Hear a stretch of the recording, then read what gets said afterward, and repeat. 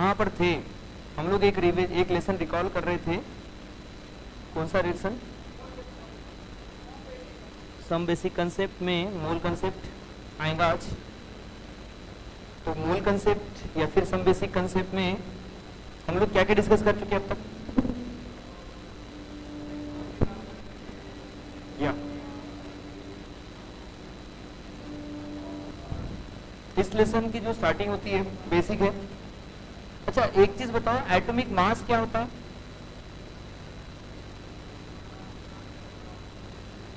और mass number क्या होता है?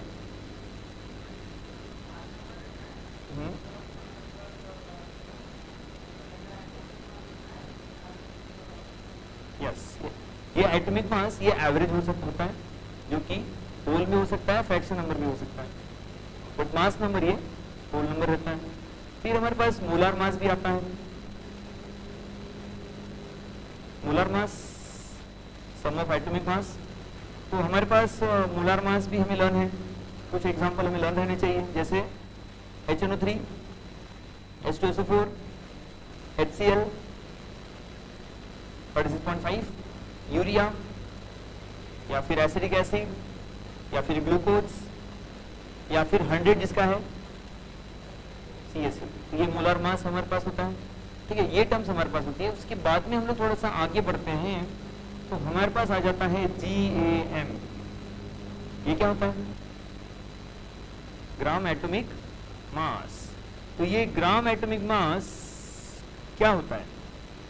It's a 1 mole of atoms. Atom के 1 मोल अगर हम लोग ले लेंगे तो वो बन जाएगा 1 GAM।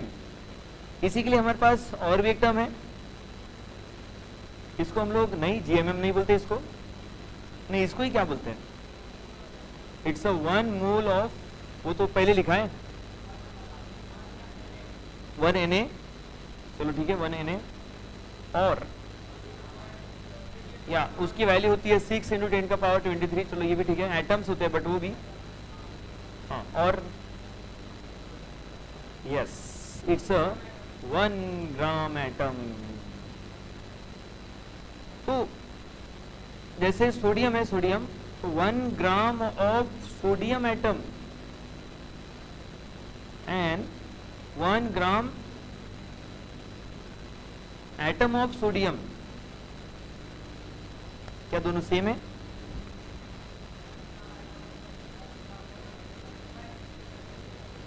क्या अलग है? 1 ग्राम ऑफ सोडियम, दोनों का मास कितना होगा? 1 ग्राम, ये 1 ग्राम ही रहेगा, और ये 1 gram atom nothing but 1 mole nothing but 23 ग्राम हो जाएगा। ठीक है, बट कोई एक है जिसके लिए दोनों वैल्यू सेम होती है, उसका 1 gram of atom and 1 gram atom same हो जाएगा, वो हाइड्रोजन। हाइड्रोजन का 1 ग्राम ऑफ हाइड्रोजन एटम 1 ग्राम होगा, and 1 gram atom of hydrogen तो 1 ही होता है कि उसका एटॉमिक मास 1 होता है। ठीक है, बाकी किसी के लिए मैच नहीं करेगा। यस, ये टर्म आ जाएगी। और जब आप किसी भी इसके इतने एटम्स अगर कलेक्ट कर ले तो 1 ग्राम एटम के बराबर, तो वो हो जाते हैं कितने एटम्स? यस, 6 × 10⁻23 के बराबर। बट हमारे पास नेक्स्ट टर्म है कौन सी? GMM, ग्राम मोलार मास। अब ये क्या होता है? ये भी 1 मोल ही होता है, बट मॉलिक्यूल का होता है 1 मोल ऑफ मॉलिक्यूल्स। या फिर ये भी 1 Na के बराबर, बट 1 Na इसके एटम थे, इसके मॉलिक्यूल्स होंगे। यहाँ पर ये ग्राम एटम्स था, यहाँ पर ग्राम मॉलिक्यूल होगा। यही कंसेप्ट पानी पे अप्लाई करो।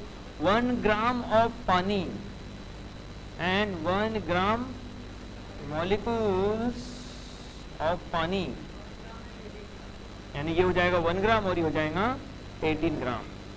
यस, ये दोनों में डिफरेंस होता है। ठीक है, सारे टर्म पहले कंसेप्ट क्लियर करते हैं। देन थर्ड GAM होता है, GMM होता है। GM अच्छा, इन दोनों का रिलेशन क्या होगा, GAM और GMM का? जैसे फॉर एग्जांपल O2 है, O2 एक मॉलिक्यूल है, बट एक मॉलिक्यूल में ऑक्सीजन के 2 एटम रहते हैं, तो एटम 2 है, मॉलिक्यूल 1 है। ओजोन है, ओजोन एटम 3 है, मॉलिक्यूल 1 ही है, ओजोन का 1 मॉलिक्यूल। तो मॉलिक्यूल और एटम को मॉलिक्यूल करना है, मॉलिक्यूल को एटम में कन्वर्ट करना है। हम लोग क्या करेंगे, जैसे फॉर एग्जांपल P4 ले लो, तो इसके कितने एटम, 4।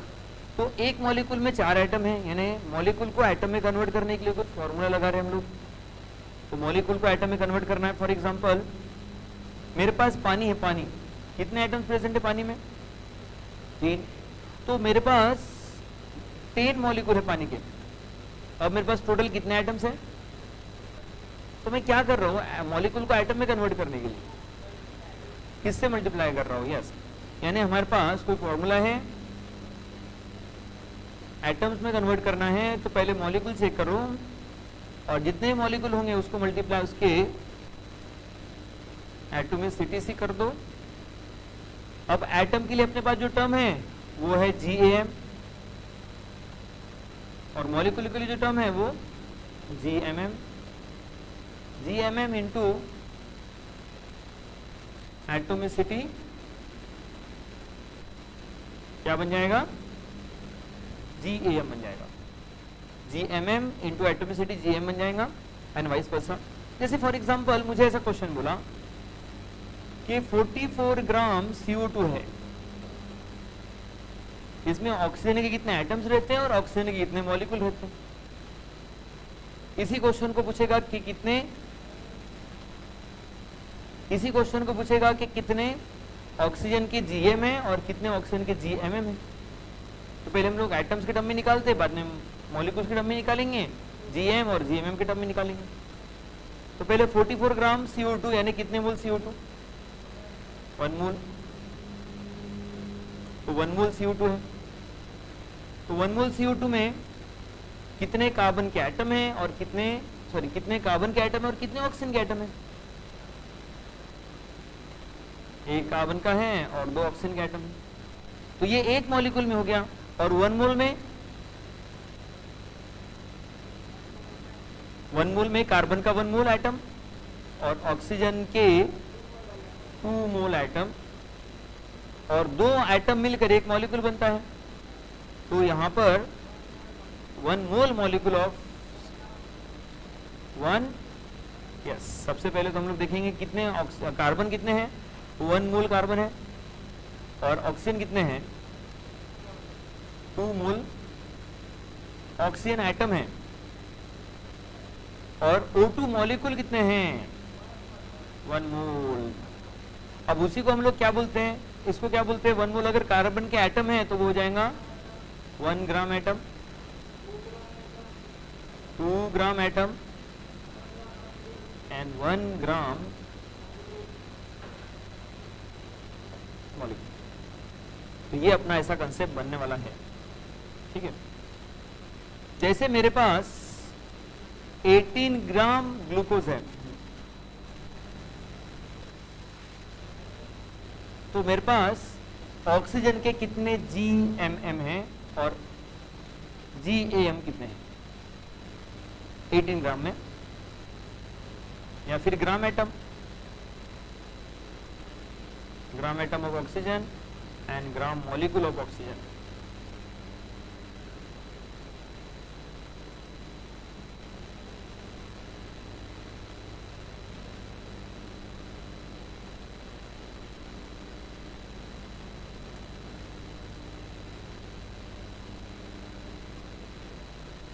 पहले क्या करें, या तो पहले इसको 180 से कर देते, 0.1 हो जाएगा 1/10।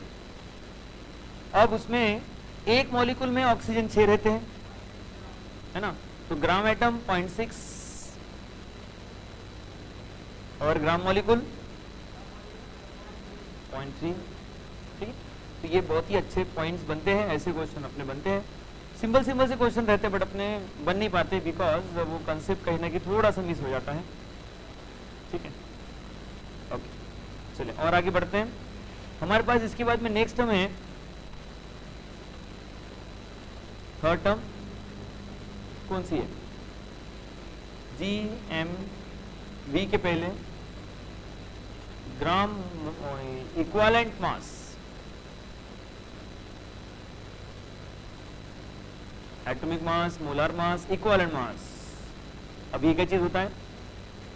ये और कुछ नहीं होता है, तो it's a gram equivalent, 1 gram equivalent. तो वो कैलकुलेट करना है, तो आप क्या करो, मोल कैलकुलेट करो and divide by n factor. अच्छा, ये एन क्या क्या हो सकता है? एन क्या क्या हो सकता है? एन फैक्टर वाला एन, एसिडिटी हो सकती है, बेसिसिटी हो सकती है, सॉल्ट के लिए चार्ज हो सकता है, वैलेंसी हो सकती है, और नंबर ऑफ इलेक्ट्रॉन्स इन्वॉल्व पर मॉलिक्यूल भी हो सकता है। तो ये ग्राम इक्विवेलेंट, ये अपना जीईएम बन जाएगा, ग्राम इक्विवेलेंट मास। जैसे एल्यूमिनियम का कितना है? एल्यूमिनियम का एन फैक्टर 3 है और उसका इक्विवेलेंट मास 27/3 नथिंग बट 9 है उसका। तो एल्यूमिनियम का 9 ग्राम लेंगे तब जाके बनेगा 1 ग्राम इक्विवेलेंट। इसकी नीड अपने को इलेक्ट्रोकेमिस्ट्री में रहती है। इसी तरह से हमारे पास एक और टर्म है, it's a gram molar volume, GMV, gram molar volume.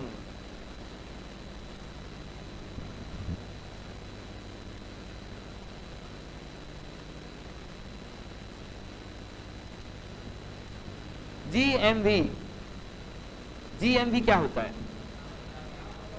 Gram molar volume, gram molar volume, it's a molar volume.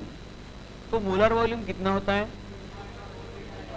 Yes, तो हमें जब भी बोलेंगे हम लोग मोलर वॉल्यूम अगर 22.4 लीटर बोल रहा है तो हमें फौरन लगाना पड़ेगा STP, because this is not always. Yes, ये एसटीपी पे होता है तो ये कम ज्यादा हो सकता है। रूम टेम्परेचर पे 22.7 होता है। कभी कभी वो क्या करते हैं, जेई वाले क्वेश्चन को इजी बनाने के लिए आपको मोलर वॉल्यूम देके रखते हैं ब्रैकेट में कि 25 है, 25 लीटर, और पूछा है कि 100 लीटर आपके पास अगर कोई गैस है तो कितना मोल है, 4 है ना। तो क्वेश्चन को इजी बनाने के लिए उसने 25 दे दिया आपको कि भाई हाई टेम्परेचर वगैरह है, दैट टाइम उसका वॉल्यूम एक्सपांड हो गया तो 25 है। बट आपको तो एक ही पड़ी है, नहीं सर ने बताया 22.4, मैं तो उसको ही लूंगा, है ना। मेरा आंसर तो कुछ और आ रहा है। यस, तो वो ऐसा नहीं है, आपको क्वेश्चन में देके रखेगा मोलर वॉल्यूम की वैल्यू। इसके पहले देके रखा था उसने 25 भी देके रखा है क्वेश्चन में, थर्मोडायनामिक वगैरह किसमें आपको ये क्वेश्चन मिलेंगे ऐसे। तो मोलर वॉल्यूम चेंज होता रहता है, it's not a constant value, but ये पर्टिकुलर टेम्परेचर पे 22.4 रहेगा एट एसटीपी। मोलर वॉल्यूम, नहीं मोलर वॉल्यूम मैंने है क्या चीज, क्या बोला आपने? मोलर वॉल्यूम की तो हाँ, इट्स अ एसटीपी पे नहीं, कभी भी मोलर वॉल्यूम का मतलब होता है, हाँ वही समझना है, एक मोल का वॉल्यूम वो कितना ऑक्यूपाई कर रहा है, और एसटीपी पे वो वैल्यू इतनी है, तो वो टेम्परेचर के साथ वैल्यू चेंज होगी, ठीक है, बढ़ेगी घटेगी, राइट। जैसे अपनी पढ़ाई चलती है, बढ़ेगी और बढ़ेगी, वेरी गुड। नेक्स्ट अपने पास होता है ऐसे ही ग्राम, ये मोलर वॉल्यूम हो गया। हमारे पास होता है इक्विवेलेंट वॉल्यूम। तो ग्राम इक्विवेलेंट वॉल्यूम, ये मोलर वॉल्यूम, ये वही रिलेशन होगा जो मोल का और ग्राम इक्विवेलेंट का है। कि यहां पर क्या होगा कि यहां पे अपने पास जीएमवी था, बाय एन फैक्टर कर दो, ये मोलर वॉल्यूम होगा, बाय एन फैक्टर कर दो, ठीक है ना।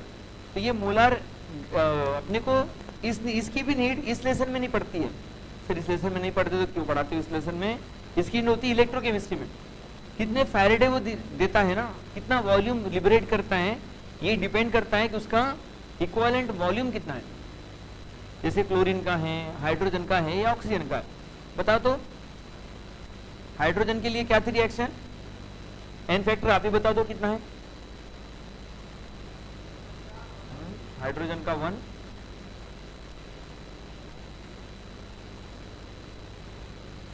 अब कितना है H2 मॉलिक्यूल का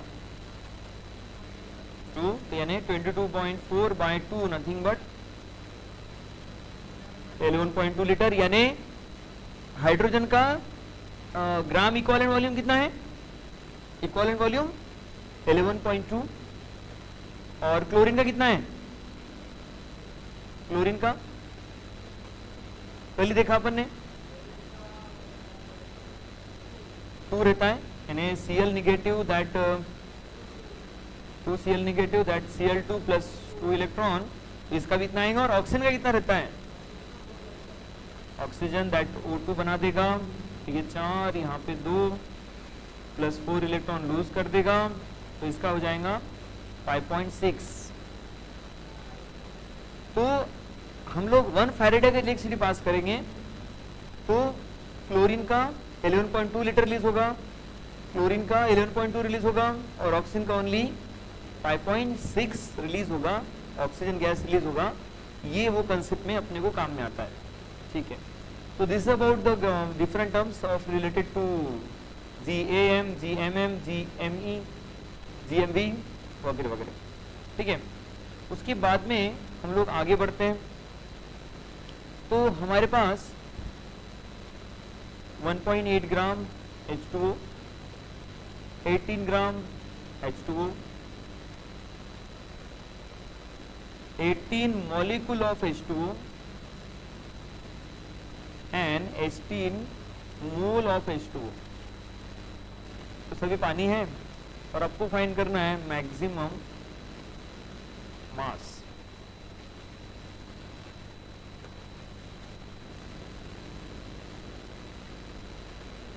मैक्सिमम वेट इसका होगा।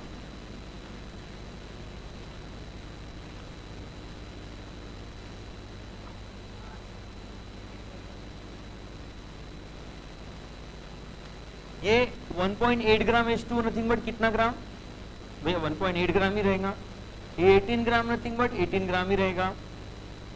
18 मॉलिक्यूल ऑफ H2O बहुत ही कम है, कितना है मगर?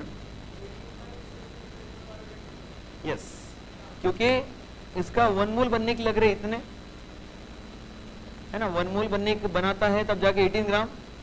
बट इसको कैलकुलेट करने का और एक वे है। 18 ग्राम H2O का, 18 मॉलिक्यूल ऑफ H2O का वेट कैलकुलेट करने का और एक वे है। इसके पास कितने AMU है?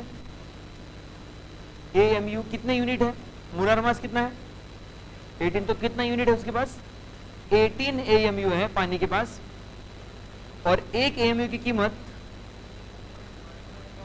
1.6 इंटू 10 का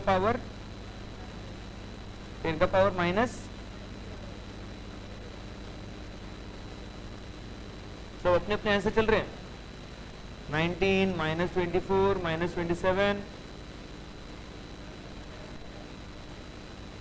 कितना? 24 मिल गया।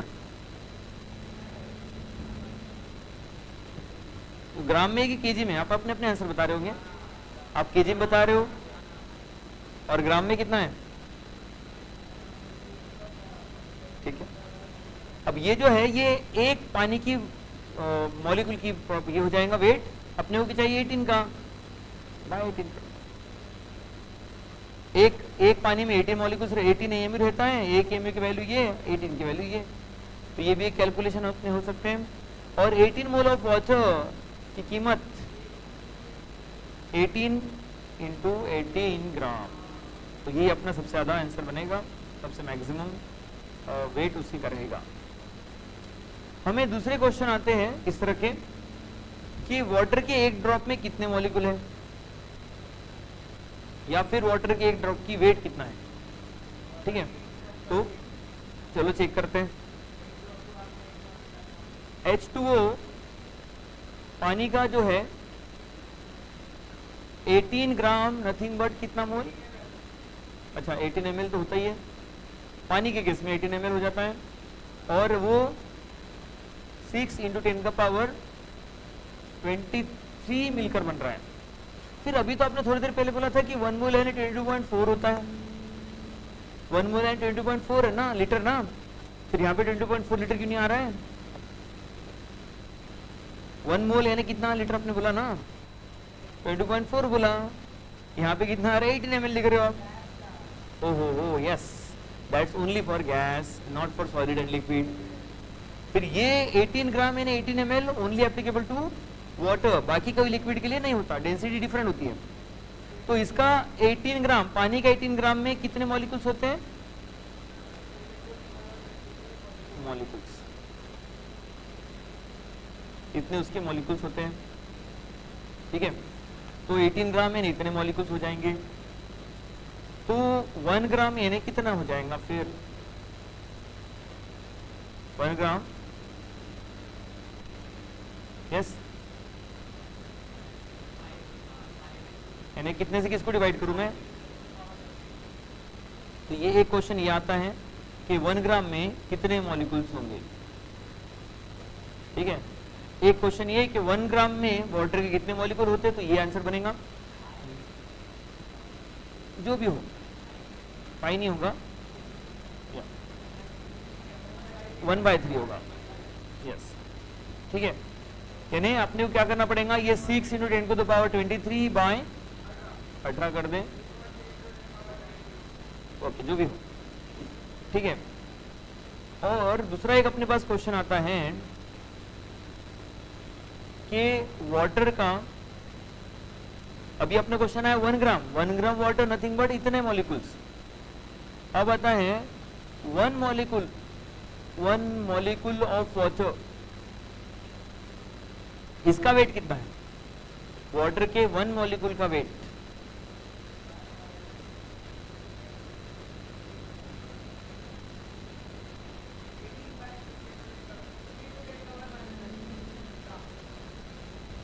कैसे? यानी आपने देखा कि 6 इंटू 10 का पावर 23 मॉलिक्यूल्स मिलाकर बन जाता है 18 ग्राम। तो भैया फिर अपने को निकालना था 1 का, तो आपने इसको 6 इंटू 10 का पावर 23 कर दिया, जो कि आ जाएगा 3 इंटू 10 का पावर -23 ग्राम, ठीक है, ओके। तो ये 2 क्वेश्चन आते हैं इस पे। कभी कभी ऐसा देखकर लगता है कि पानी के 1 बूंद में या फिर पानी के 4 ड्रॉप मिलाकर बनता है 1 ग्राम। तो पानी के 1 ड्रॉप का वेट कितना, पानी के 1 ड्रॉप में कितने मॉलिक्यूल्स, ठीक है। तो आप लोग फिर वाइस वैसा कर सकते हैं आगे, ठीक है। सेकंड पॉइंट ये आता है, अच्छा कोई भी गैस के लिए ले लेंगे, गैस का 1 मोल यानी कितना होता है रे? एसटीपी, यानी ये एसटीपी पर 22.4 लीटर वॉल्यूम जो ऑक्यूपाई कर रहा है, वो कितने, उसमें मॉलिक्यूल्स कितने हैं? 623 मॉलिक्यूल्स, ये मिला के बना देते हैं कितना? 22.4 लीटर, राइट। इसको क्या बोलते हैं? 6 × 10⁻23 को कौन सा नंबर है ये? एवोगैड्रोस नंबर है। और ये क्या है? ये इसको इसका नाम क्या है? ये 20.4 litre.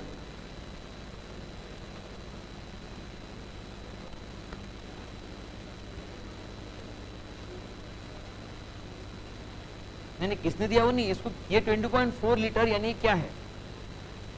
It's a gram molar volume, it's a molar volume, ठीक है। ये मोलर वॉल्यूम है, ये एवोगैड्रोस नंबर है। अब देखो एक और पॉइंट होता है कि 6 × 10 कप या फिर 22.4 लीटर नथिंग बट 2400 ml, इतना वॉल्यूम कितने मॉलिक्यूल्स ऑक्यूपाई कर रहे हैं? 6 × 10 का पावर 23 मॉलिक्यूल्स। तो मेरा क्वेश्चन ये है कि 1 ml में कितने मॉलिक्यूल्स हो जाएंगे? यानी कितना? इसको 6 × 10 का पावर 23 बाय 22400 कर देना पड़ेगा। और अगर मैं यहाँ पे से 1 2 3 4 5 नंबर चल जाता हूँ, इधर 10 का पावर -5 कर देना पड़ेगा, जो कि एक नंबर आ जाएगा पर्टिकुलर। ये भी किसी का नंबर है। ये वाला नंबर कौन सा है? Avogadro number. एवोगाड्रो नंबर का मीनिंग क्या होता है? 1 मोल में कितने मॉलिक्यूल है, वो होता है एवोगाड्रो नंबर। ठीक है, तो वैसे ही 1 ml में कितने मॉलिक्यूल्स है, ये भी एक नंबर होता है, and that number is called as yes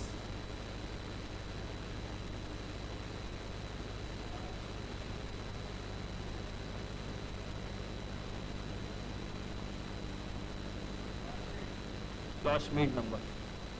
बहुत रेयरली आपने सुना भी नहीं होगा इसको, मैंने बताया भी नहीं होगा उतना डिटेल में, बट ये भी एक नंबर होता है, इसकी हमें ज्यादा नीड नहीं पड़ती, बट हमें हर चीज पता होना चाहिए। जेई का एग्जाम दे रहे हैं हम लोग, नीट का एग्जाम नहीं दे रहे, ये जिसको ध्यान में रखें। ठीक है, ओके। तो क्या था वो नंबर, मतलब क्या मीनिंग क्या था उसका, वैल्यू तो कैलकुलेट कर लेंगे। अच्छा, एवोगाड्रोस हाइपोथेसिस ने क्या बोला?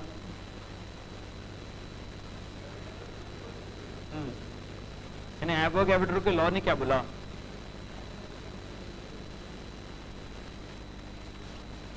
वन मोल में वो तो उसका नंबर है ना, वो उसका लॉ नहीं है, उसका हाइपोथेसिस कुछ और है। वो हाइपोथेसिस क्या है?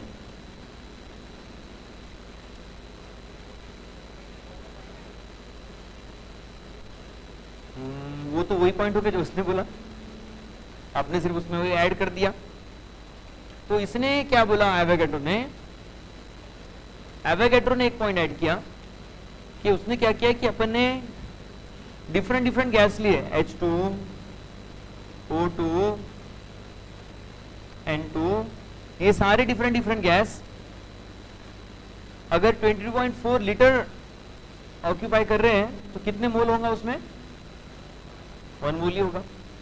ये 1 मोल है तो ये कितना वॉल्यूम ऑक्यूपाई कर रहा है? 22.4, ये भी 22.4 और ये भी 22.4 लीटर ऑक्यूपाई कर रहा है। मेरा क्वेश्चन है क्यों? क्या ऐसा उसमें आइडेंटिकल क्या है तब जाकर ये 20.4 लीटर ही ऑक्यूपाई कर रहा है?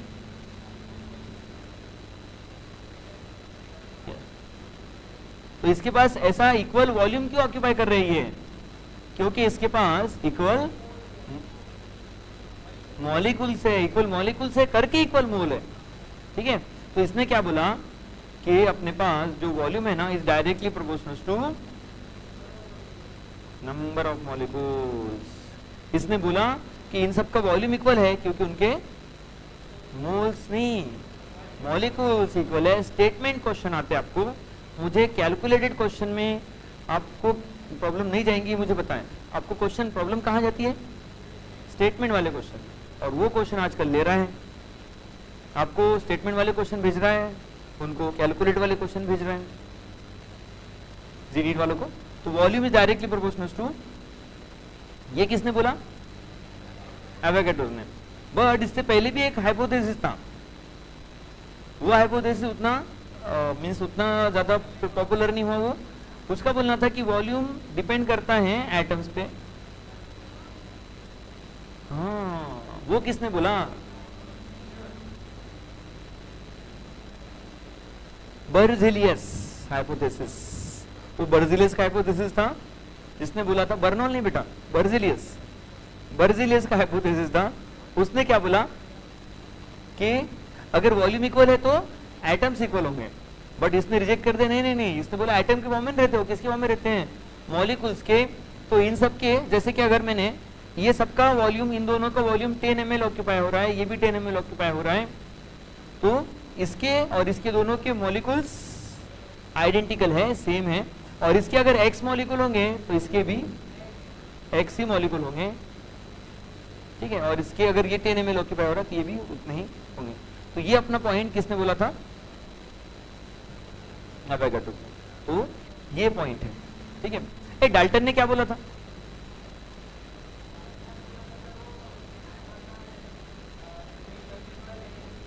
यस, एटम को सबसे पहले डिस्कवर डाल्टन ने किया था।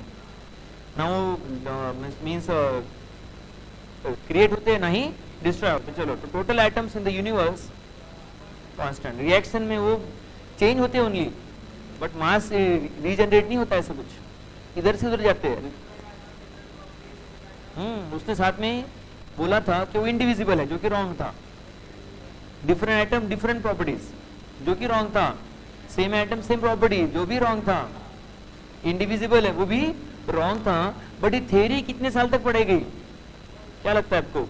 1 साल, 2 साल, 1 दिन, 2 दिन? आज मैंने बोला कि एटम इंडिविजुअल है बेटा, ठीक है, कल ही आके बता रहे सर क्या बता गए थे, वो तो डिविजिबल है। चल सर की नहीं सुनना, चल जाने दो उनको, दूसरा नहीं थे जाएंगे। ऐसे होता है ना। आज हम जो पढ़ रहे हैं ना, हो सकता है कल दूसरा बोले वो क्या पढ़ते थे वो लोग, कुछ भी पढ़ते थे वो लोग, वो 21st सेंचुरी के लोग क्या पढ़ते थे आज ये पढ़ते थे वो। क्योंकि साइंस है, नया साइंस आएगा और नई चीजें आएंगी, बट बेसिक फंडामेंटल सेम ही रहने वाला है। 2 + 2 4 ही होंगे, 5 नहीं होंगे, कोई प्रूफ नहीं कर देगा आगे चल के, ठीक है। 3 + 1 हो सकता है, 2 + 2 हो सकता है, व्हाटएवर। बताने का मीनिंग है कि कंसेप्ट सेम रहते हैं, कुछ चीजें बदलती रहती है, व्हाटएवर। टॉपिक पे रिटर्न, डाल्टन्स हो गया। अच्छा, मुझे बताएं कुछ कंसंट्रेशन टर्म्स जो हमने कल देखी थी, कौन सी? सबसे पहले तो मोलैरिटी है। मोलैरिटी का फॉर्मूला क्या है? Yes, moles by volume. तो इसका फॉर्मूला क्या बना था? W2 × 1000 / M2 × वॉल्यूम इन ml, ठीक है। नॉर्मेलिटी, इस M2 की जगह पे T2 आ जाए और दोनों का रिलेशन मोलैरिटी × n फैक्टर बन जाए। अच्छा, यहां पर एक पॉइंट ध्यान में आता है कि यहां पर मोलैरिटी चाहिए ना, तो उसके लिए वॉल्यूम चाहिए। वॉल्यूम गिवन नहीं रहा तो सॉल्यूशन का वॉल्यूम नहीं गिवन रहे, सॉल्यूशन का वेट गिवन है। क्वेश्चन समझ में आया आपको? मोलैरिटी कैलकुलेट करना है तो सॉल्यूशन का वॉल्यूम चाहिए, बट देके रखा है सॉल्यूशन का मास। अब बता दो क्या करना होगा?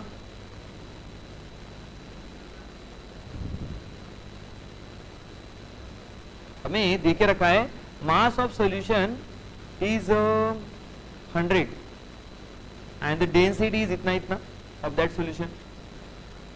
तो हम लोग क्या करेंगे, ये वॉल्यूम को कैलकुलेट करने के लिए डेंसिटी, अपना फॉर्मूला है density mass by volume, and therefore volume is equals to mass by density. अगर कर देंगे तो अपना फॉर्मूला थोड़ा सा रीअरेंज हो जाएगा और बन जाएगा W2 × 1000 / M2 × वॉल्यूम इन ml की जगह पे आ जाएगा ये मास ऑफ सॉल्यूशन, और ये ऊपर चल जाएगा डेंसिटी। यही वो चीज है जो आपको रिमेंबर रखना है। ये कभी कभी परसेंट के फॉर्म में देके रखता है, परसेंट के फॉर्म में W/W देके रखता है, V/V देके रखता है, W/V देके रखता है। जब W/V देके रखा तो कोई प्रॉब्लम नहीं है। Relation between molarity and percent W/V देके रखा है तो कोई टेंशन ही नहीं है। Weight of solute and the volume of solution, ये इसका मीनिंग क्या होता है? W/V का सोल्यूट का तो वेट है, बट सोल्यूशन का वॉल्यूम है।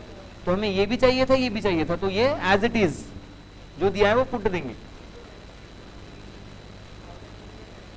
हाँ, तो ये केस में हमारे पास सिंपल सा कंसेप्ट है कि अगर वो देखे रखा है सपोज 4.5% W/V, क्या करेंगे हम लोग? मोलैरिटी कैलकुलेट करना है। 4.5 × 1000 / मोलैरिटी जो भी होंगे उसकी मोलर वॉल्यूम, मोलर मास होगा, और ये टोटल वॉल्यूम। हाँ, आप इसको कट कर दूंगे, आप मेरे से एक स्टेप आगे बढ़ रहे हो। मैं ऐसे बता रहा था, आप लोग डायरेक्ट फॉर्मूला लगा देंगे, यहां से एक फॉर्मूला बन जाएगा। वो फॉर्मूला क्या है वही मैं बताना चाह रहा था आपको। यस, ये किसका फॉर्मूला क्या होगा? Molarity is equals to W/V × 10 / M2, ये फॉर्मूला है। ठीक है। बट हमारे पास एक और रिलेशन है, मोलैरिटी इनटू W/W। अब क्या फॉर्मूला है, इनटू डी आता है, यस वेरी गुड। तो molarity is equals to W/W into 10 into D/M2। Yes, दोनों में डिफरेंस समझ में आ गया, कब लगाना है डेंसिटी और कब लगाना नहीं है डेंसिटी। यस, अच्छा, मोलैलिटी और मोलैरिटी का भी कोई रिलेशन होगा, कैपिटल एम स्मॉल एम, बताओ।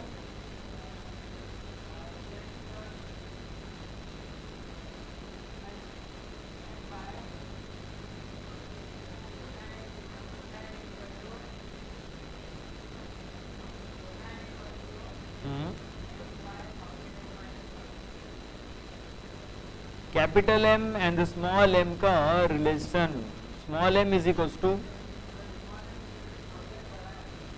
1000 capital M by 1000 D minus M into M1।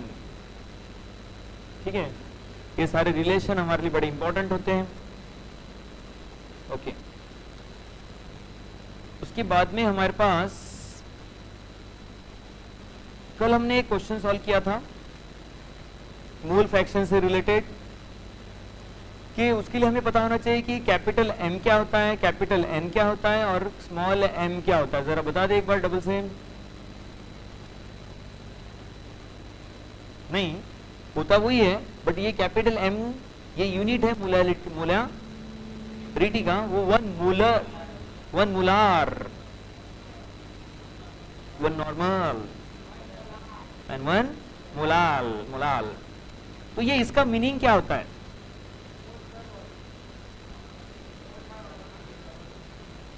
यानी 1 मोल ऑफ सोल्यूट इन 1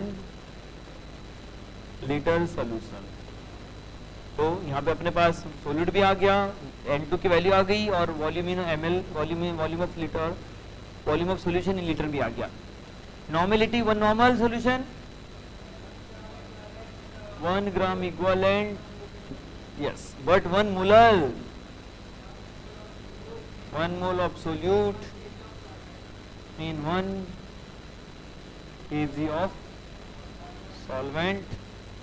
ठीक है, तो अभी हमसे वो क्वेश्चन करता है, पीवाईक्यू है, इतने सारे पीवाईक्यू है इसके बेस पे। 1 molar solution, 1 molar, 10 molar, 100 molar, 1000 molar, 4-5 question, और वो एक ही शिफ्ट में, एक शिफ्ट इन द सेंस एक शिफ्ट में नहीं, एक ही ईयर में। और जैसे फर्स्ट अटेम्प्ट में अगर है तो एक शिफ्ट में क्वेश्चन आया होगा सपोज 1 मोलर पे, तो सेकंड शिफ्ट में आया था 10 पर, तीसरे में आया होगा 100 पे, तो चौथे 5 छठे में आया होगा 1000 पर।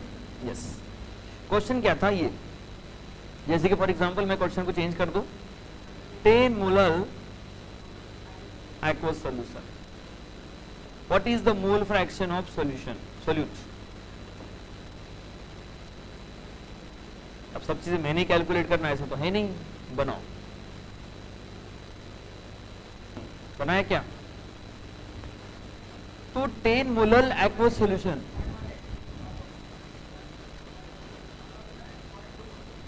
अच्छा, तो 10 मोलर aqueous solution है, ये आपके लिए क्वेश्चन, मैं तो बना दूंगा कुछ और के लिए क्वेश्चन। 1 मोलर aqueous solution, तो यहां पर 1 मोलर aqueous solution है, तो बोला क्या है, N2 की वैल्यू 1 मोलर aqueous solution का मीनिंग होगा 1 मोल ऑफ सोल्यूट, यानी N2 की वैल्यू 1 हो जाएगी और N1 की वैल्यू, क्योंकि aqueous solution है, और 1 kg सॉल्वेंट, 1 kg वाटर, यानी 1000 ग्राम वाटर बाय 18, ये नंबर याद रखना, 55.56। और अब निकालना है X2 उसके मोल बाय टोटल मोल। ठीक है, इसको ले लेना है इसे, ये 1/50 जो कि हो जाता है। वैसे इसको बना दो आप, यहां पर इसके मोल 10 और टोटल मोल 10 प्लस 56.56।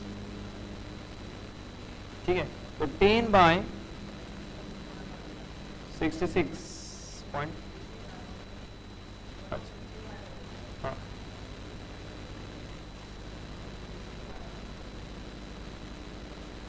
हमें करना अप्रोक्स ही है। ठीक है, तो 10/66 के आसपास अपना आंसर बनने वाला है। अब ये हमें चेक करना है कि राउंड ऑफ कितना होता है, ये अपने को समझ में आ जाए, राउंड ऑफ। ठीक है ना, और आपको ये होगा कि इस पे ओनली यही क्वेश्चन नहीं आए, 1 molar, 10 molar, 100 molar and 1000 molar, इस पे भी क्वेश्चन आए। चल, तो क्लियर है पॉइंट्स, और आगे बढ़ते हैं। हमारे पास 54 ग्राम इथेनॉल, नहीं 46 ग्राम इथेनॉल इन 54 ग्राम वाटर, ये दिया है और कैलकुलेट करना है इसका मोल फ्रैक्शन। कैसे करते हैं सॉल्व?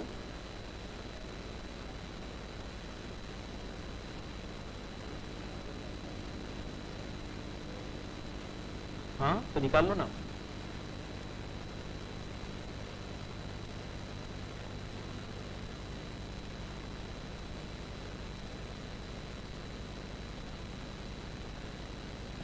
सो हमारे पास X2 निकालना है, तो हमें सबसे पहले मोल्स निकालने पड़ेंगे। X2 होता है N2/N1 + N2, और N2 कैसे निकलता है? उसका मास बाय टोटल मास। उसका मास कितना हो, सॉरी, उसका mass by molar mass 46/46 plus 54/18। ये कर दोगे 1 ये आ जाएगा 1, यानी हो जाएगा, ठीक है, तो 1/4 बन जाएगा।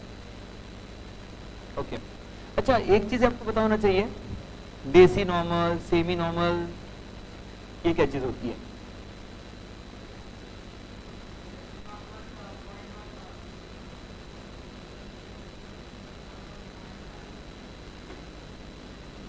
सेमी, हेमी, ठीक है, तो देसी नॉर्मल 0.1, 1/10, सेमी नॉर्मल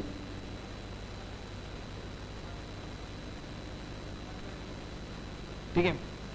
और कभी कभी ऐसा लिखा होता है 1/n/10, n/100, इसका मीनिंग क्या होता है?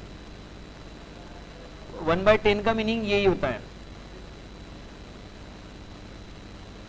ठीक है, और 1/n का मीनिंग 1/100 का मीनिंग 1/n/100 का मीनिंग 1/n। आपको क्वेश्चन करते हो, ठीक है, तो ये 2 पॉइंट अपने बन जाएंगे। अब हमारे पास हमें डाइल्यूट करना है कोई चीज को, डाइल्यूट N1V1 N2V2 हमें डाइल्यूट करना है, ठीक है। मैं लिख लेता हूँ डाइल्यूशन, डाइल्यूशन का formula N1V1 plus N2V2, but ना क्या है ना कि दोनों की नॉर्मेलिटी दी नहीं है, मोलैरिटी दी है, तो फिर M1V1 इज इक्वल टू, दो डिफरेंट है, दो डिफरेंट एसिड है, दो डिफरेंट बेस है, दो, एक एसिड है एक बेस है, दूसरा फॉर्मूला है ना, एक N1V1 N2V2 दूसरा है ना, M1V1 is equal to M2V2। ये कब लगाना है और कब नहीं लगाना है, एन फैक्टर सेम रहा तब, या फिर वो दो एसिड सेम रहे तब। उसको डाइल्यूट करना है दो ही एसिड को, भैया पहले भी एसिड था अभी बाद में भी वही बनेगा वो, तो एन तो कांस्टेंट है उसका एन फैक्टर। अदरवाइज ये फॉर्मूला को मॉडिफाइड करो, M1 into N1V1 is equal to M2 N2V2। Sir ये कुछ समझ नहीं आ रहा, ये मोल की क्यों ले रहे हैं यहाँ पर, मोल नहीं है वो, क्या है, क्योंकि एन फैक्टर से मल्टीप्लाई करने के बाद में वो नॉर्मेलिटी हो जाएंगे ना, molarity n factor nothing but normality, तो डाइल्यूट हो जाएगा। ठीक है, तो डाइल्यूट करने के लिए हम लोग ये फॉर्मूला लगाएंगे कि मेरे पास 10 ml सॉल्यूशन था, 10 ml 1 नॉर्मल सॉल्यूशन था, उसमें वाटर को फाइनल कर दिया मैंने, सॉल्यूशन फाइनल हो गया है 100 ml, तो उसकी अब नॉर्मेलिटी कितनी होगी, पहले वो 10 ml था 1 नॉर्मल सॉल्यूशन, अब वो हो चुका है 100 ml सॉल्यूशन, तो उसकी नॉर्मेलिटी कितनी होगी। हमने वॉल्यूम को डबल कर दिया, वॉल्यूम को बढ़ा दिया, तो नॉर्मेलिटी को कम कर देना पड़ेगा, क्योंकि डाइल्यूशन होगा तो कंसंट्रेशन कम होगा, ये 10 टाइम्स बढ़ जाएगा तो ये 10 टाइम्स कम हो जाएगा, तो यानी कितना 0.1। मेरे पास 50 ml सॉल्यूशन था जो कि 2 नॉर्मल था, नॉर्मेलिटी हो चुकी है 1 नॉर्मल,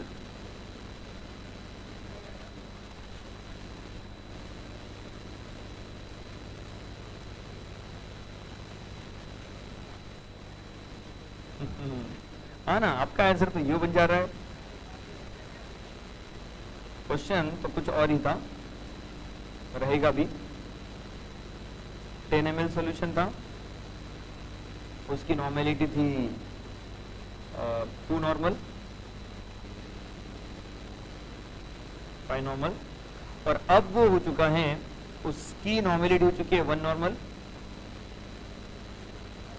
तो उसमें वॉल्यूम कितना ऐड करना पड़ेगा, बोलो 50, क्योंकि जब का आंसर दोनों सेम ही आ रहा था, ऐड भी उतना ही करना था, और जब दोनों 50-50 आ रहे थे ना, ये भी और ये भी, इधर करके मुझे चेंज करना पड़ा। तो अभी ये 10 है, तो बोलता है कि वॉल्यूम एडेड, तो वो कैसे करते हैं, पहले फाइनल वॉल्यूम हो जाएगा 50 और initial minus final minus initial nothing but volume added. तो वॉल्यूम एडेड पे बहुत सारे क्वेश्चन आते हैं, ये हो गया डाइल्यूशन। उसके बाद में हमारे पास मिक्स करना है, कौन सा है, N1V1 N mixing is equals to N1V1 plus N2V2 plus बाइन ये नॉर्मेलिटी इनटू वॉल्यूम में क्या होता है रे,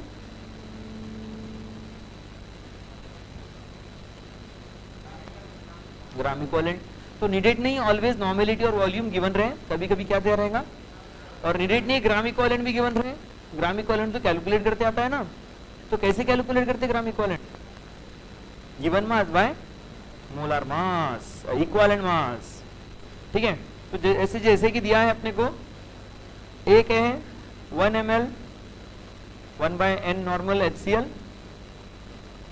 plus 10 ml of 1/n H2SO4 and दिया है 100 ml ऑफ 1/n H3PO4। ठीक है, ये केस में आपको निकालनी है, ये मिक्स कर दिया तीनों को, तब जाके फाइनल मोलैरिटी कितनी, नॉर्मेलिटी कितनी होंगी। अब क्या करें आप, आप लगा रहे सिंपल से formula N1V1 N1V1 N2V2 N3V3 bye कितना हो रहा है,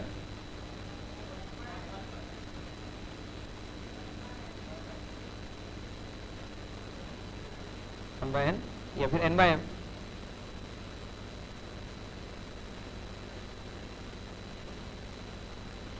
या 1 बाय n बाय 10, यहाँ पे भी n बाय 10 और ये भी n बाय 10। या तो अभी मुझे सॉल्व करना है, तो कैसे बनेगा, है ना, तो वो कर दिया जाएगा।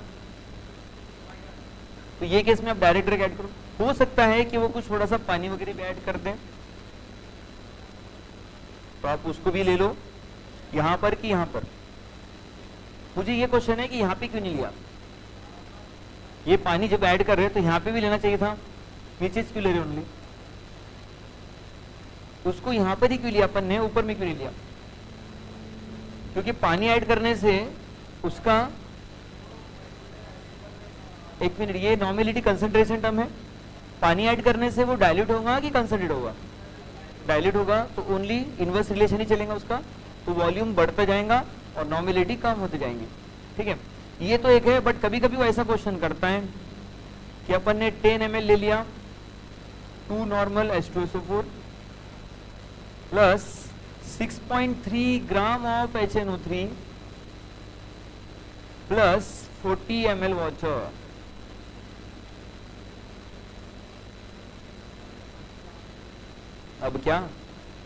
अब क्या करे, N1V1 तो ये है, N1V1 यानी 10 इंटू 2 प्लस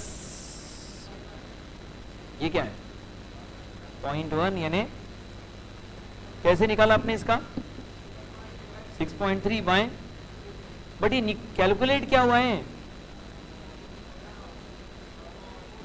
मोल्स नहीं, ग्राम इक्विवेलेंट। और ये क्या है,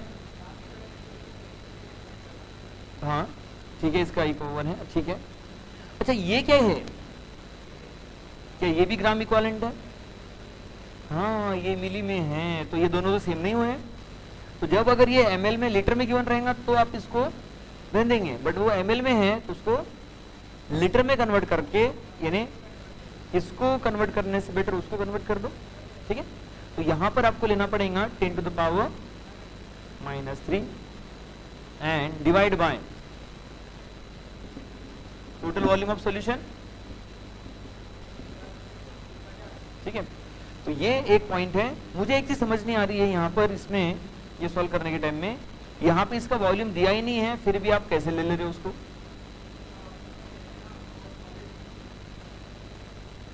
क्योंकि हम लोग जब ये ले रहे हैं ना n मिक्सिंग में, तो n इंटू v ये क्या होता है, ये ग्राम इक्विवेलेंट होता है, और ग्राम इक्विवेलेंट तो given mass by equivalent mass भी होता है, और ये यहाँ पे लीटर होता है। यहाँ पे कुछ चीजें यहाँ पे मेरा कंप्लीट होता है, आज जाके इसको पढ़ के आओ, इसी से रिलेटेड अपने लेसन है, बहुत सारी चीजें हैं, relation between the concentration terms, कि कंसंट्रेशन टर्म्स के बीच में क्या रिलेशन है, डाइल्यूट करना है, कंसंट्रेट करना है। ठीक है, जैसे कि oxalic acid, oxalic acid versus KMnO4। ठीक है, तो इसमें अगर अपने को कितना अमाउंट ये ऑक्सीडाइज होगा या फिर ये कितना लगेगा, तो इसको भी हम लोग किससे कर सकते हैं, N1V1 N2V2। ऑक्सैलिक एसिड का मोलैरिटी गिवन रहता है, तो ऑक्सैलिक एसिड का एन फैक्टर आपको पता होना चाहिए, कितना आता है रे 2, और KMnO4 का ही पता होना चाहिए, कितना होता है। तो एसिडिक मीडियम है तो 5। यस, तो ये सब चीज रहेगी, बढ़िया से जाओ, लेसन को रिकॉल करके आओ। कल हम लोग इसकी पीवाई को देखेंगे, पीवाई की वाली बुकलेट साथ में रख लेना। ठीक है, चलो रुकते हैं यहाँ पर, आज के लिए इतना सफिशिएंट है। तो चलो दोस्तों, अपना यहाँ पे क्लास खत्म होता है। आपको अगर ये वीडियो पसंद आई होगी तो इसको लाइक कीजिए, चैनल को सब्सक्राइब कीजिए और इसको ज़्यादा से ज़्यादा लोगों तक शेयर कीजिए। बाकी हम लोग कल मिलते हैं। चलो बाय।